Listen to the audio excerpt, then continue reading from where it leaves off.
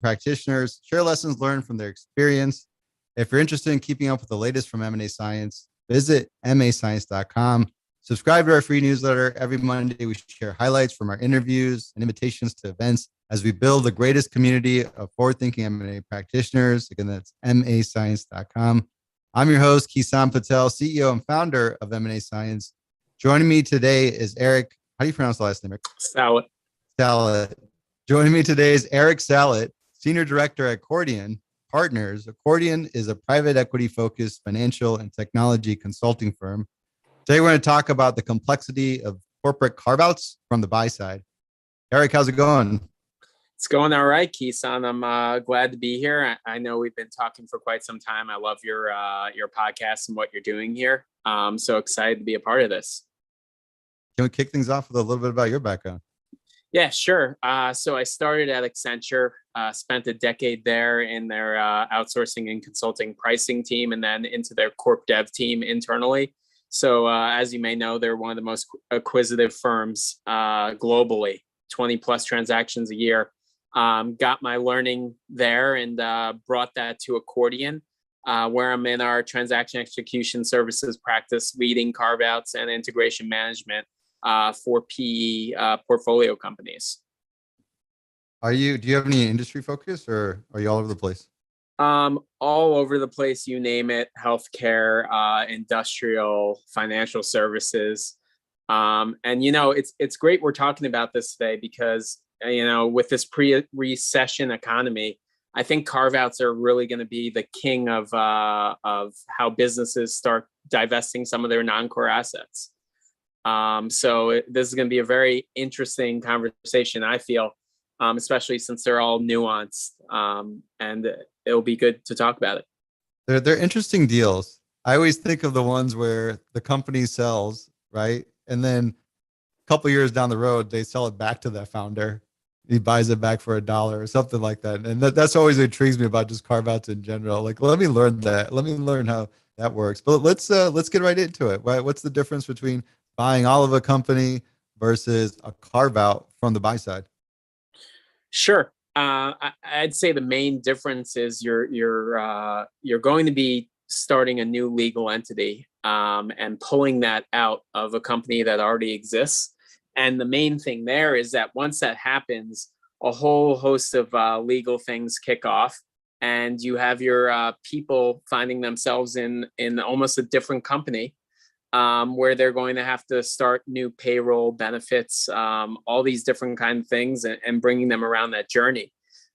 So taking a part of a company, you're often either integrating into a big strategic firm, which policies and stuff start changing for those people, or you may be going into a smaller firm where this is a growth play and there's going to be a lot of change happening as you start to build and stand up this company.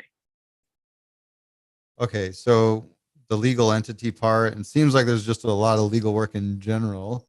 We'll probably talk about transitioning services and things of that sort. Payroll was an example. And then it's highly disruptive. This is really hard to consist the business as usual for the employees there because they're going through a massive amount of change just for this carve-out process to occur. Does that sound right? That sounds exactly right. And the big thing there is, do you keep existing processes? Do you start new processes?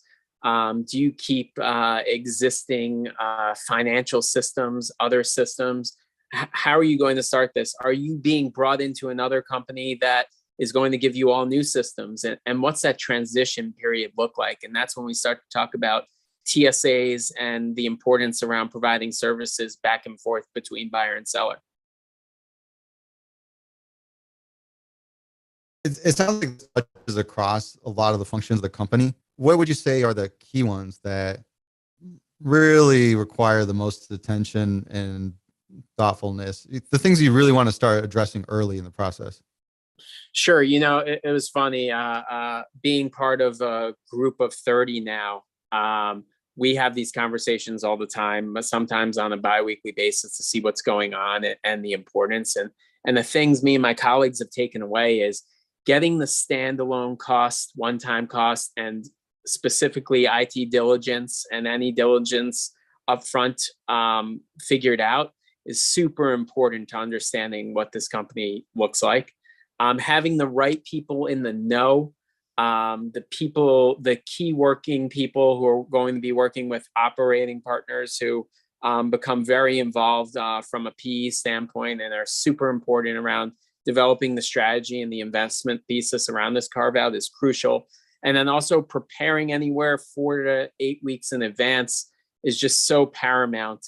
And those are like the really important things you want to start thinking about before you sign that piece of paper or get to close. And it's really going to focus on your main areas, finance, HR, and IT. Those will see the most entanglements that are the corporate allocations across the companies. Okay, so I'm buying a company from big company. Let's do a tech company because I'm more familiar with software. You got a software business line, M&A-ish related that you aren't doing much with it, flatlined or whatnot. And I say, hey, I got a portfolio of a bunch of other tools this would fit nicely with, and I'm going to buy this company from you. We're going to start this conversation and I want to understand your IT side of it because that helps me understand your tech stack. If I know that, it's like, okay, we're going HubSpot to HubSpot versus Salesforce to whatnot. That allow me to understand heads up what are some of these big chunky costs are going to be. Key people need to be involved. We didn't talk much about the key people on the part to execute, like who are really going to be the key people to execute, but we'll figure that out when we break down these other areas. So the people executing, but then you break it down by those finance, HR, and IT in terms of really thinking through the details of what are those incurred expenses and areas and processes that need to be moved over, whether it's temporary and having that transition service agreement. Yeah, sure. So in a temporary situation, if you're integrating the company into a new company that really likes the service line, obviously the big chunk of costs are going to be that transition cost agreement that provides services while you're trying to bring them onto your systems, your processes, your HR, payroll, benefits, 401k, you name it.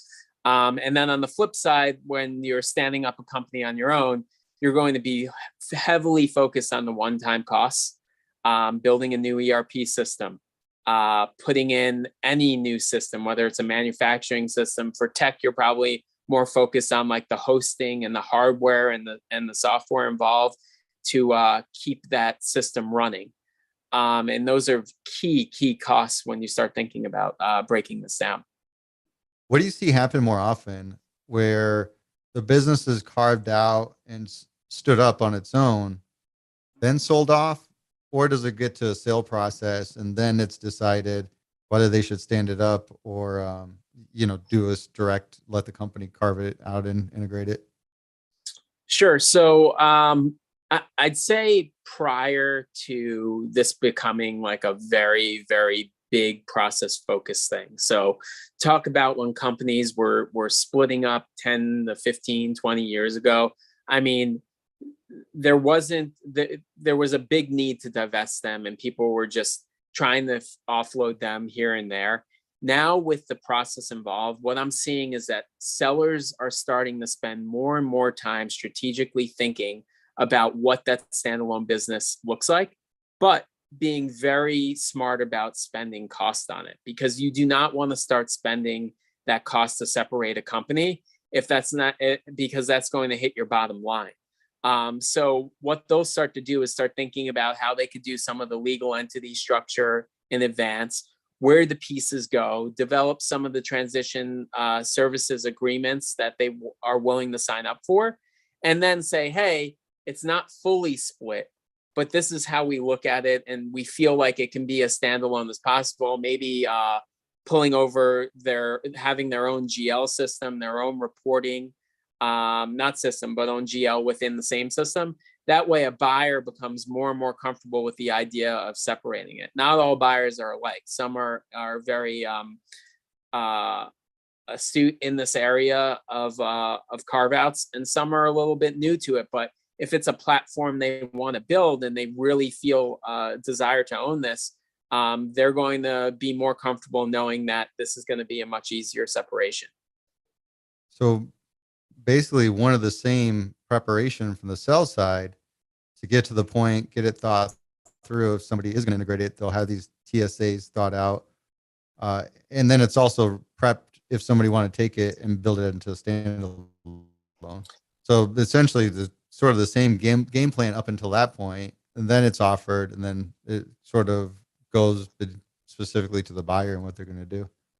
Absolutely. And what we're seeing in the market is people think about prep for sale 6 to 12 months in advance. And that's not just prep for sale of separating a company, but prep for sale, period. So whether they want to go IPO, they want to sell their company as a whole, or what are the different strategies of selling pieces of the company, they're really starting to think about this a year, 6 months in advance so that they can get all the numbers accurate. And that's a key part of this. Are the numbers accurate? Do they make sense? How do we make sure that what we're buying is what we're actually buying? You got to prep for these deals. Yeah. Can we talk about the key people that you need to execute a carve out from the buy side? Sure. First and foremost, you need someone who's been around the block and has spent a lot of time around carve-outs, because no carve-outs are like one of my mentors say, they're like a snowflake. They're all different. They'll have many nuances. So someone who has seen a variety of types of deals, types of industries, that person who can lead a carve-out is the ideal person who can sit there and really work with the teams, because you're going to have different situations come up and you need to be able to assess them quickly. On supporting that team are people who really understand the different corporate functions in order to stand them up, because those are the ones that are going to have the biggest transition agreements behind it. They need to understand how to receive those services and receive them appropriately. So you never want to be caught in a position where you thought you were getting a service and didn't get it. So you want to be very attentive to what you're actually receiving from the seller. And those people are your heads of finance, your heads of HR, your heads of IT, who understand that they're going to be basically having a subcontractor in the seller providing these services for a period of time. So get somebody to lead it with deal experience. They really get the mechanics of M&A in general. They're working with their functional heads to get the why is doing a carve out, people always say it's harder than doing an integration. Why is it? Well, it really what they say is integrations come with a lot of people, carve-outs come with a lot less people. When you're carving out a company, you're not taking every single person that existed at the original company. So a lot of that knowledge transfer can get lost. And what you want to do is prevent that knowledge transfer from getting lost, which is why you take more time with it to really understand it. However, from the seller's perspective, they want to get rid of this asset as quickly as possible so they could start focusing on their core assets. And that's the rub between the buyer and the seller. And what ends up happening is, when you're on these carve-outs, you just get worried about information being lost. Whereas in integration, you have all of that information. You have all the people there to kind of all work together. Yeah, there is this element of it in a lot of ways being more of a disruptive change. Because if you're integrating, you essentially have control from both ends. When you're really carving it out, it gets way more complicated because you're relying on these newly or proposed stood up changes to actually happen. Yep. And what's really cool and something that is great about your company, right, is like a really good VDR, very organized, that has all of that data for you. Something like Deal Room is something that is key to not losing any of that information. And having access to that through the entirety of the deal. I mean, you need that data room set up nicely, clean, being able to search it. because a lot of people are going to be asking questions, sign, close. And if you can get that information from one single place, it's just great that that exists. Do you think that's more important in this case when you're doing a carve out versus, like I said, the integration example? They have a lot of complex project management involved. Does the project management part get as complex? Project management part certainly gets complex because, you know, the biggest thing there is that you are teaching a science of how to separate a company to people who have never been in this position. When you're integrating a company, it's, hey, jump on board. We have all these things that you could be a part of. We'll teach you the ropes. When you're carving out a company, you're saying, hey, did you like your processes before? Oh, you didn't really like them, or you did? How do we learn them, or how do we build new processes? And this is taking people through a very challenging time. So the project management part of it says, hey, let's build out these processes that are going to be best in class and that are going to work and be stood up and come be a part of this. But you have to teach these people how that's going to come to fruition. That's like, sounds like there's a lot bigger unknowns to solve for. A lot of unknowns. That's why project management plays a key role in this, because an unknown probably pops up every other day that you have to put that fire out. Well, we should talk about. I wanted to go through the timeline and get a sense of what are the events that happen, but I also don't want to forget about the employees because, like the integration part, you have to have people aligned and motivated to get the results to deliver value. It on a carve out, it sounds really similar in a lot of ways. That you definitely need to do that, and you need some real problem solvers on your team that are going to figure out these things and make sure it goes along. Because there's a lot of the TSAs give you a good example, temporary things that we have set up to make this happen. What does that? I guess the timeline look like from the beginning, and then maybe along the way we can sort of emphasize what's going on with the people and what are the key impacts or what do you actually need along the way? Sure. So the beginning of the timeline is your diligence process. And that comes in all forms. There's finance diligence, there's IT diligence, there's HR diligence, there's operations diligence, you name it. You're trying to figure out what this company looks like from a standalone basis and what's entangled. Once you figured that out, you start to go into, okay, we're comfortable with how we can get there. Let's sign a letter of intent, but let's make sure that we have a period between sign and close. A lot of people like to sign and close right away. I don't always recommend that because I think sign to close period is a really key time for everyone to get together from a planning standpoint to make sure that day one close goes as successful as possible. And that's where people have to really start to think about, what does day one look like? What is a good day one readiness? How do we get there? So a lot of time is spent between either that sign to close, or if sign and close are happening at the same time, pre-sign close, so that people are comfortable what it's going to look like day one. Post day one, that's when all of the planning that's involved over the next 100 days is kind of fleshed out over the first like 1 to 4 weeks of, hey, what are we going to do over these next 100 days that's going to put our company in the best position to start separating? Because to be honest, most TSAs, you're looking at on the minimum 3 months. On the maximum, IT is usually the long pole in the tent, that 12 to 18 month. But then there are areas where day one, new payroll benefits, new 401k, and there's a lot of planning that goes into that. And much respect to the HR people out there who have to spend a lot of time. And that's when you start seeing how this is actually going to affect people. People say, what's in it for me? And if you can't tell that what's in it for me story up front, you could have a lot of people being a little upset or wary of what's next for them in the horizon. A question on the sign and close. Do you sense an ideal time between sign and close that should be out there? Gosh, I wish I could say as long as possible, but I think the deal people out there would not be happy with that standpoint because they want to get the deal done.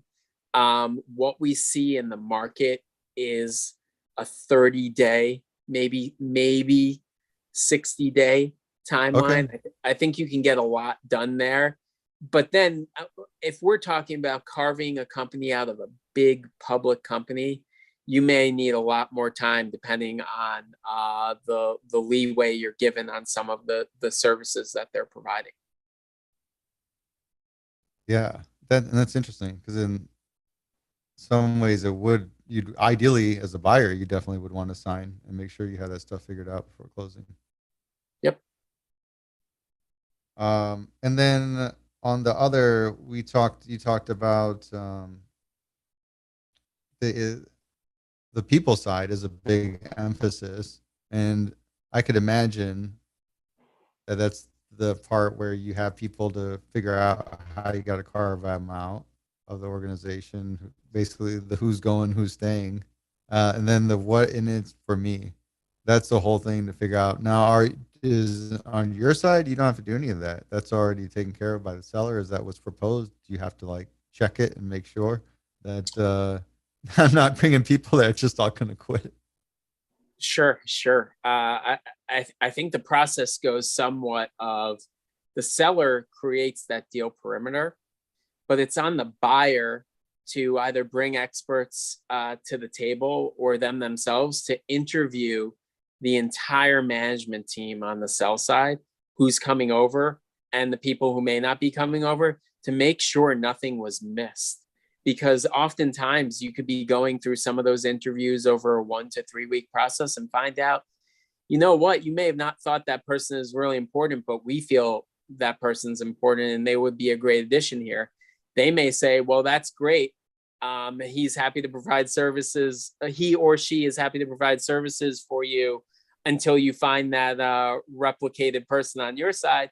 Or they may say, you know what, that was a miss there. I think that person might be a good key leader on your side. And I've seen it go both ways. I've seen people who thought they were staying actually talk to management and say, oh, you know what, I might actually be interested in going over there. I see a real career growth opportunity. And then there are other people who are frightened and don't want to go over there and find ways of, hey, how do you put me back in the organization here? I'm open to different opportunities. And this brings to the point of the what's in it for me in communication. It's all about the proper communication to the people by their managers, their line managers, people around them, in order to get them comfortable with what's about to come. There's a lot of change management involved in that. But when you're buying a company, how much communication do you have to really get in there and identify there might have been a person that you didn't originally see as a key person? Like, what does that look like? Yeah, so there are two ways of thinking about it. So the first way is in diligence, you're definitely going to figure some of that stuff out because as a buy side person, including myself involved, I would be interviewing each of the various leads and make sure I understand what their organization structure is and how they're going to split it up. So we'll be probing on that certainly to make sure there are no misses.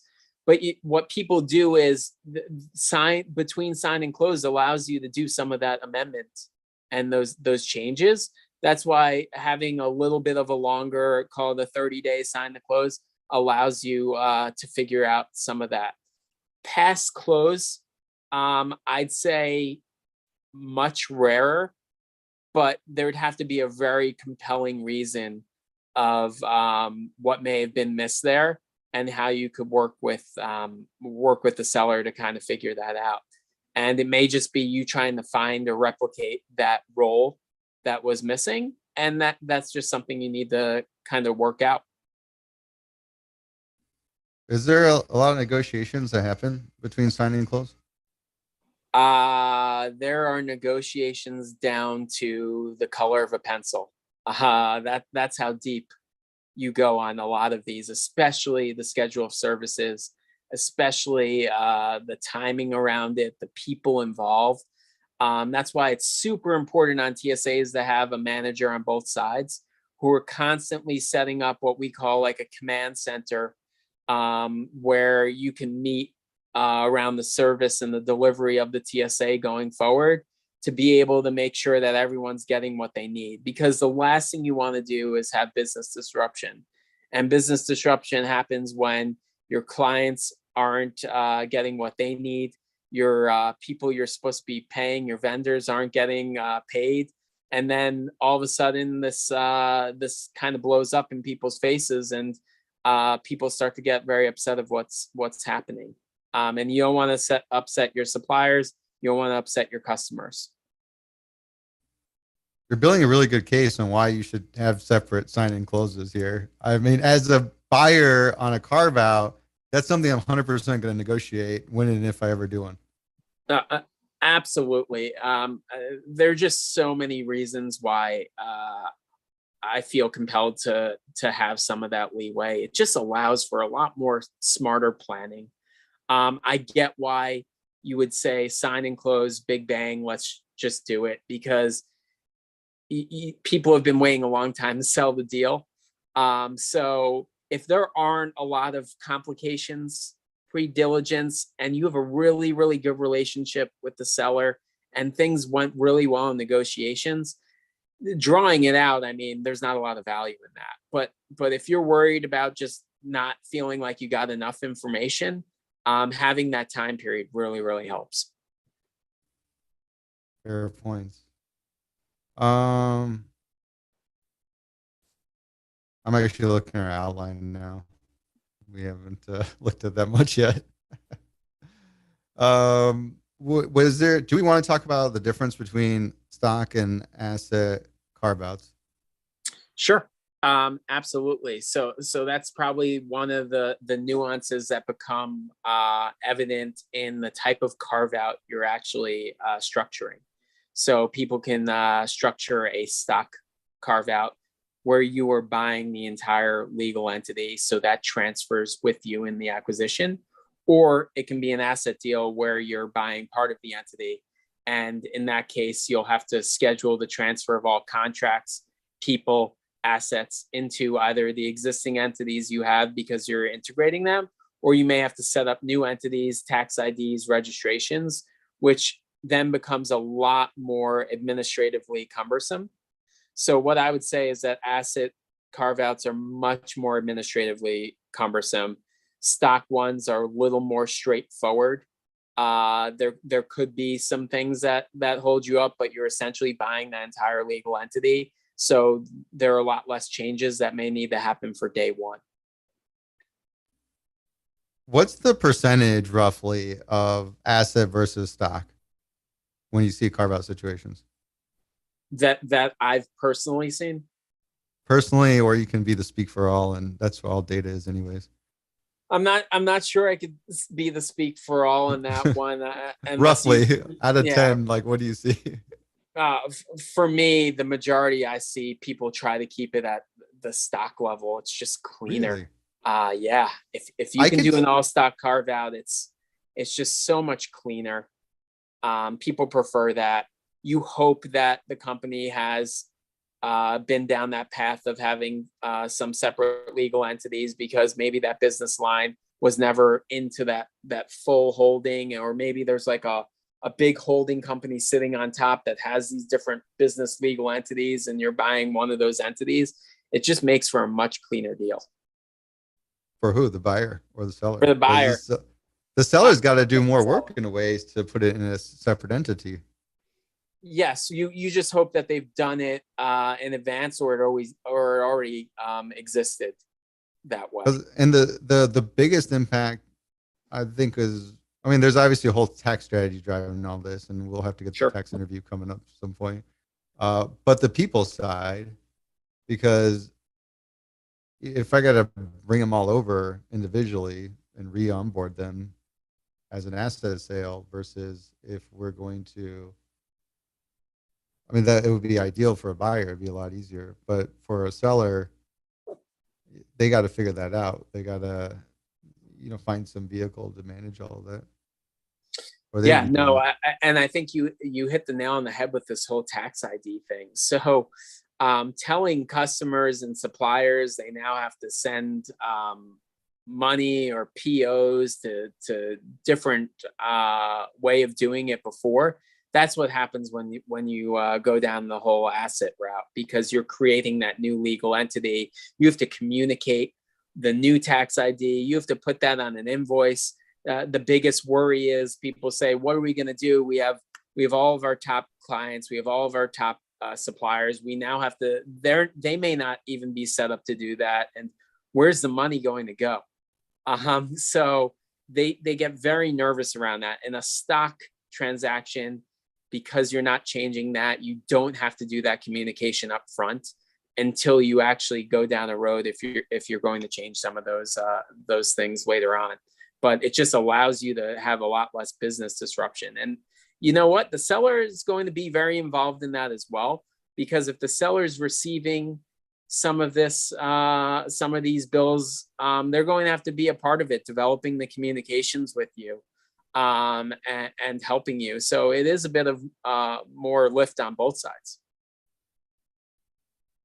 That makes sense. Then for the buyer side, going back to the integration side. If I'm planning to integrate this business, is it the same thing? Do I have to just unwind it, or we're already going to plan this and keep it as an asset sale? Otherwise, if I'm going to directly integrate it, you know what I mean? Like, are there cases where you see the buyer doing a stock sale when they have intention to integrate the entity? Yes, absolutely. That doesn't mean that they chose that. That's just how the deal was presented to them. Okay. So they're going to have to put it into their own entity, but it will also allow a buyer to ring fence the company if they need to. So if you're talking government deals and you're buying the entire entity, you could ring fence that. When ring fence means keeping that as its own entity for a time being before you integrate it. But buyers also do want asset deals because they can step up the assets to depreciate goodwill, and not assume the liabilities. So there's a huge part of that I haven't got into. Stock deals are great and all, but if you can reduce your liabilities, an asset deal may be preferred by a lot of the buyers. So it really depends. But from an integration standpoint, you may want that asset deal, especially to reduce the liability side. So it really, you really have to look under the hood to understand what you're getting here. What advice do you have for me on the diligence, going back to doing diligence, where it starts and I get presented this opportunity? And I guess I'm trying to think of two situations. One situation being came reactive. It came to me, bank process. This is what it is, which maybe definitely more thought of. They kind of get the idea. The prep is there. Versus I actually approached a company. I got them thinking about it because I see it. You got this business line that's pretty dormant. You're not doing anything with the tech. In fact, I can probably sunset the technology and service those customers better with what we currently have. How do I, what are some of those things in terms of doing diligence in that situation where I don't have a lot of it? It's going to be a lot of this thinking from the scratch in a deal that's not marketed specifically. Sure. So I'd probably give two thoughts of advice. One, if it's the latter, and you're convincing a company to do this, they're certainly going to want to get a Q of E on their side done, so that they can look at what that standalone business is, and then it's your job to beat the heck out of that Q of E to make sure what they did was correct. So there's going to be a lot of thought on your side and their side that they didn't even think of. But you also have a competitive advantage of saying, hey, I know Carve-Outs, I know the right questions to ask. And it's all about the right questions to ask. And then secondly, IT diligence. you really want to make sure that you're doing a best in class IT diligence if you're going to sole source this, because you want to just make sure that what you're getting is not vulnerable. And especially if you're buying a software or a tool, there are assessments that need to be done from an IT diligence side to make sure that that tool is stable, and that it'll be able to exist to stand on its own, and that there are no vulnerabilities. And we could go down the rabbit hole of cybersecurity, but we know that's the hottest topic in the world right now, making sure that you're not leaving yourself open to different attacks. So, in other words, I should be doing a little extra additional diligence on my end as a buyer if I'm getting this situation where a lot of this stuff hasn't been thought through. Um, yeah, I'm just trying to think of other things that may be different in working with that company, because I could see even when you're just selling to large corporations, things end up taking way longer and getting more complex unnecessarily. So trying to carve a business out of large and keep that from happening for so long and get really. Yeah, no, you're exactly right, and on that diligence point is just thinking through the different areas that could potentially cause risk. And what you're essentially doing by doing more diligence is de-risking your acquisition here. And I wouldn't want anyone to put themselves in a position when they're not. And to be honest, the reason why most carve-outs don't happen is because diligence probably didn't go well. And it's not anyone's fault, but that's your chance to figure out if you're actually getting what you're getting. Be comprehensive as possible and just know what you're paying for. Yes. Um, Post day one, I'm because we talked about diligence, we talked about period of sign to close to really flesh out these details as much as you can. That actually makes a much smoother transaction and the people on the same page to execute on what needs to happen post close. What does that look like in terms of? I know the obvious thing is it's going to vary quite a bit, but the thing make sure successful. Yeah. So what it looks like is setting up a real strong project management office, and being able to support all the different leads through the various initiatives and key milestones that need to get done in the first 30 days, first 60 days, first 100 days, you name it. And it's great to plan. I will tell you this, that a lot of planning goes involved, but the most important thing you need to realize is that you're executing while you're planning. So you can throw a lot of the planning out the door because things are going to come up at you at wildfire, and people don't want to lose money. And the way to make sure that you don't lose money, you don't cause business disruption, is that you're able to put out fires right away because you've been there and done that. You expect them to happen no matter what, something's going to happen. And you just have to be calm, cool, collected about it. And if you show that confidence to the team members that you're working with who may have not been around this before, they'll work better. And giving them that confidence, giving them those pep talks, and telling them that you really have been there and that the bumps in the road happen, but we know how to smooth them out is the biggest part of this. Have a good management structure to support all these changes that need to happen. Yep. I want to talk about TSAs more just because I've done enough of these interviews to get a good sense that these TSAs are really, really important. In fact, Eric, I'm so convinced that so much of the value can be behind the TSAs. That's why you see those sell the company for a dollar situations. And I want to get a sense of that because maybe that's the case, right? I convinced they're bleeding on this business line. Let's carve it out and we'll rebuild it and do something good with it. Um, where do I start in terms of thinking through? And it sounds like the seller's already prepping a lot of this, but as a buyer, making sure these things go down the right way, and are they generally just the same vehicle all around? Sure. From the legalese standpoint, that upfront wrapper, that's going to be pretty much very similar. That defines duration, warranties, indemnifications, your standard legalese around what a TSA is. It's your standard legal document. But then what happens is any schedule of services is going to be different, and really taking the time to build that schedule of services properly from both a buyer and seller standpoint is paramount. There's people involved, people providing the service.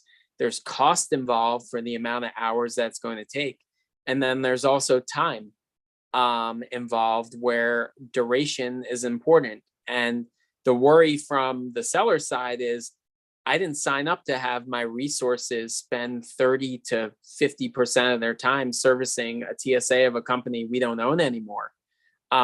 So there's a lot of convincing of, hey, we're smart buyers. We know what we're doing, but we need you to provide these set of services for us, and we need to make sure that it's up to the standard. A lot of it, though, I will tell you, and maybe I'm just lucky, a lot of my negotiations have been in good faith. And that's what we try to keep the spirit of it, that we're negotiating this in good faith. Things may come up that aren't ideal for either side, but we should all just work together to make sure that it's smooth. At one point, the company was invested in this company. There's no reason why you wouldn't want to see it succeed on the other side. So let's just make sure that we're building something proper. And a lot of time goes into that. Having two experienced managers on the seller side and the buyer side is very key. And it allows for a healthy negotiation and conversation around it, and being very prescriptive down to the owners of every function and sub-function of a TSA is very important. How much of this is happening like pre-LOI versus post-LOI? I guess it goes back to that situation. Did we intentionally work with the banker to go sell this? Or, hey, one of our partners went out and approached us? But it's just, I'm going to get a sense of what you're talking about. Like, how much of that is an LOI versus is actually ready to go? I'd say the majority of it is post LOI. That's when you could start bringing some of the very, very senior leaders in the know. You probably will not bring in the leaders of each organization or each function in before you have the LOI. But post LOI, you could start bringing these people in, because you need each of the functional service leads to understand what they're going to have to deliver post separation of the company. So a lot of that work is done post LOI, and that's where you iron everything out. I know people get very, very worried pre-LOI. What am I signing up for here? But again, it's hey, we're signing this TSA, basic bare bones, right? You're going to cover your main functions here in good faith. And then once people are in the know, then we could start that big negotiation process to make sure that both sides are happy with the outcome there. If I'm buying my dollar company and I'm getting for a buck, like, I want to know a lot of details about what is this going to look like. And I guess we'd have some kind of pro forma model, but then it sounds like there's a lot to figure out. But to me, the more you figure out earlier, the better. Well, I'd say if you're just buying it for $1, I'd probably just take the company and run, because it sounds like you'll figure that out. But if they're so brutally hard on these TSAs, I'm going to end up offering it at a loss. That is true. And I've seen it before. I don't know if you'd operate at a loss. Hopefully that it just takes a lot more planning. A brutally hard TSA with shorter timelines takes more people and more planning to get it done. And I've seen magic work because you're not always given exactly what you're needed. So it's really important to have a lot of people helping and supporting it. If you're buying that dollar company with very limited TSAs, that's when even more planning is involved.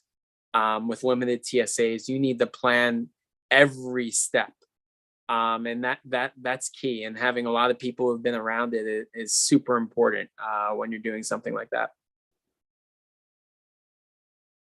What other risks can we talk about? On the buy side, I don't want to screw up my. Oh, Maybe yeah. we'll do a bigger than a dollar company purchase, but whatever carve out we're going to do, I want to make sure we don't screw this up. What are other big risks and things to think about? Yeah, we could go back to people. And the risk there is losing people. Retention bonuses, not being penny wise, pound foolish on people you may need for 3 months, 6 months, 12 months. You're buying multi-million-dollar companies. You'd be surprised, and I don't want to say the little amount of money, but the little amount of impact to your business by spending money on people to retain them, how important that is, versus saying, oh no, well, we don't really need to pay them that much, but it's huge. And time again, what I see across the board is not as much attention to retention and making sure that people are well taken care of before the deal, maybe putting success fees in place for those people who are bringing the separation about. Because once people start feeling like their value isn't there, that's when they start looking for other jobs.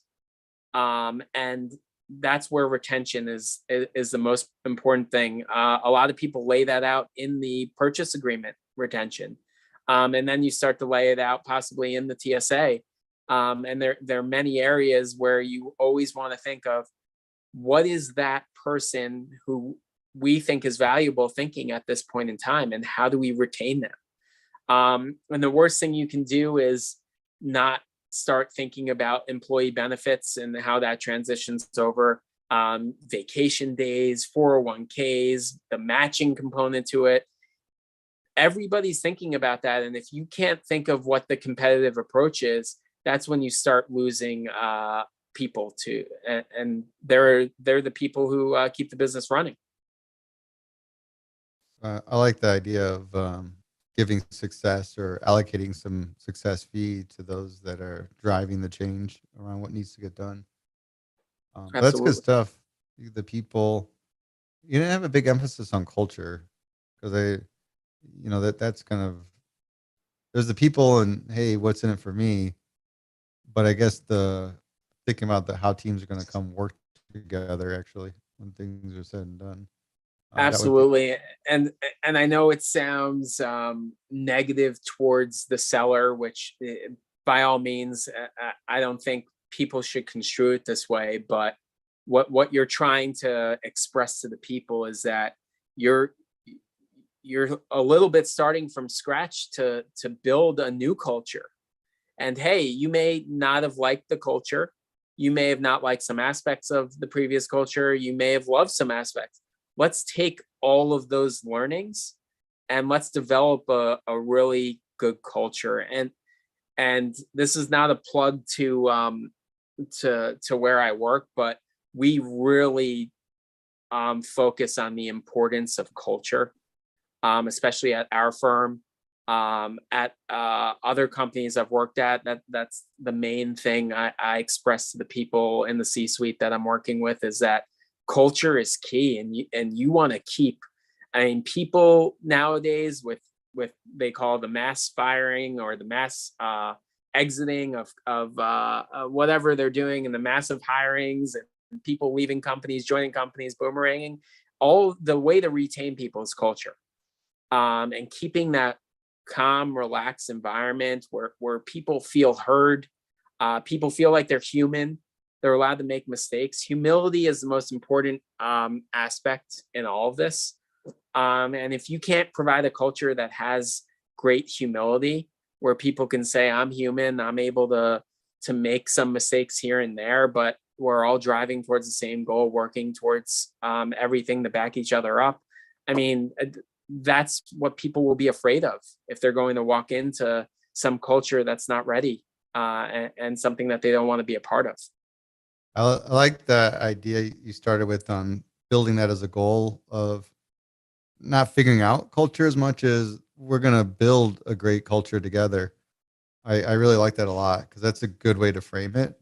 Then it's getting them to talk about, because it's definitely like a broader when you have the team define that culture, so that that's what they agree to through values and these other things. What are the other risks to think about? We talked about people retention, even how the cultures will come about, and putting that as a good effort. It really depends industry to industry.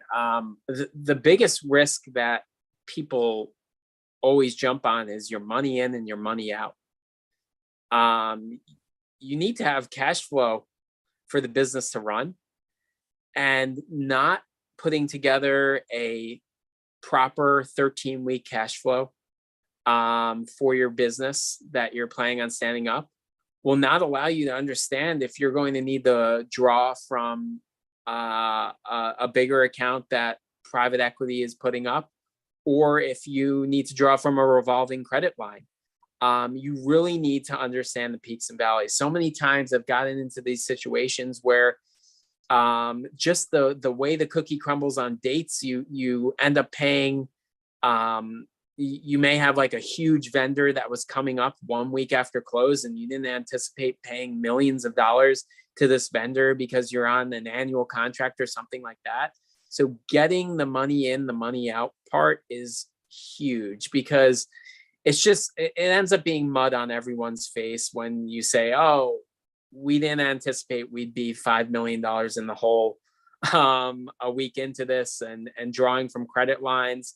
And that's when you have to start making calls to your debtor or someone saying, hey, we didn't anticipate this. We need to draw from the credit line. And you really need to make sure that you're able to draw in time from your credit line.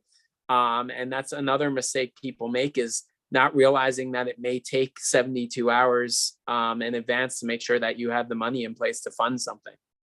So that also comes into the whole accounting. Purchase price accounting, net working capital, drawing the peg and understanding who's owed who in the end is huge. And that's just straight fundamental technical and technical accounting. And you'll see some big swings one way or another. And I've seen it where buyers owed a lot of money from the seller, or vice versa. And really paying attention to the accounting part is pretty huge as well. You got my head spinning here, man. You got me a lot of good things to thinking about. When we find that dollar company to carve out, will you help me with that? Can we work together to make sure that deal goes good? I will, no matter what, help you with that. Without a doubt, I will be there to kind of give you all of the ins and outs. There are so many things to think about. I hope you can calm down after this and say, wow, Eric has got me covered on a lot of these different areas. Yeah, I'm not going to worry about it. I'm just going to come work with you. I'm going to be like, that would be great. And I have 30 other colleagues that I work with who are just as smart and have been around this business for, a decade to 2 decades, been around it. And that's kind of what we pride ourselves on. I only know you and Don. So you guys are my go-tos. The rest of them are there, but I'm going to go to you guys. Yeah. In fact, you can tell Don if he's got some extra time, he can help us look for this carve out. I think with the way things in the market's changing, we're going to see some of these companies go to the chopping block. But I think that'll be fun. Got us covered on a lot of this, so I've always appreciated his mentorship and guidance to kind of figure some of this stuff out. So 30 in our group, and we're a 300-person company now. Hey, so Eric, I can't let you off the hook without asking you, what's the craziest thing you've seen in M&A? Oh boy. And now remember, I know you're thinking client work and all the NDAs you signed. So just don't name any names or dates, but everything else you can completely disclose. Yeah, no names or dates. Some of the craziest things I've seen in M&A, which I would have never expected is people from foreign countries asking for an American keyboard, and the leaders in those foreign keyboard countries saying, "Why would you need an American keyboard? You're part of our country. Don't you just need the native keyboard?" And the people saying, "Well, that's not how I type and how I'm able to do business. So please give me an American keyboard." So that was one of the most interesting stories I've definitely seen, and it was funny to try to explain that, and that goes down to making sure communication is right up front and saying, hey, we may be buying a foreign company and integrating them into a like foreign entity, but there could be a lot of American speakers in there as well who prefer different technology from what's standard over there, and again, it's that communication. Crazier things I've seen. I've seen very long sign to close, and them getting extended and extended, which makes people nervous. But I think leadership has always done a great job on both sides of saying, hey, if we're going to move the sign to close, I've seen it butt up all the way to almost losing the debt on the deal, which is a little bit nerve-wracking. And you don't anticipate it, but when you're putting such an important and large deal together, you want that time. But if you're running against the debt and potentially losing that will lose the deal right then and there. So, and then I've also seen people just straight up disappear the minute the deal happens, and you're so floored by them wanting to leave that quickly that you wonder what was going on, and then you get a little concerned, and it gets people's hair standing up on the back of their neck. But that's why people like me and other professionals in this area, whether they're finance carve-out leads, HR carve-out leads, or IT carve-out leads, are there to say, hey, if that happens, we will figure out the plan to best serve you, and it will be okay. Those are always the funny ones, where someone gets a fat check and then disappears. Yep. I guess it happens more often than not. No, and I've also seen people get paid a lot and say that money isn't everything, and they leave without it because it wasn't what they were expecting. And that sometimes I say that's a little unfortunate, but people really expect their career path to go a certain way, and when you're told that there's a change to it, I mean, it really ends up affecting you. I think a lot of people then start to take a step back and say, is this what I really want? And money can't be everything, but I've seen people walk away from some big paychecks. Wow. I thank you for taking time with me, Eric, sharing some of your wisdom on buy-side carve-outs. I think you did more than that. You got me fired up to go do a carve-out now. No, I'm excited, and I want to see what you're looking at, so we can attack it together. I mean, it would just be super fun to work with you and try to figure out how to make you successful, because having a successful carve out is huge. I think big winners when that happens, because you're taking something that may have been neglected. I've seen that as well, and really saying, no, there's growth behind this. There's a future here, and let's do it. Well, cheers, Eric. Here's to the deal. Those of you still with us, thank you for taking the time to explore the world of M&A with our podcast. We love feedback. Tag us on LinkedIn, put up a post on Apple. And then, if you're interested in continuing to learn more about M&A, we got tons. I actually found out we have 1,500 pages of publicly available content between dealroom.net and mascience.com. And then we also have our newsletter that we publish every week where we recap these interviews. So again, that's mascience.com. Till next time.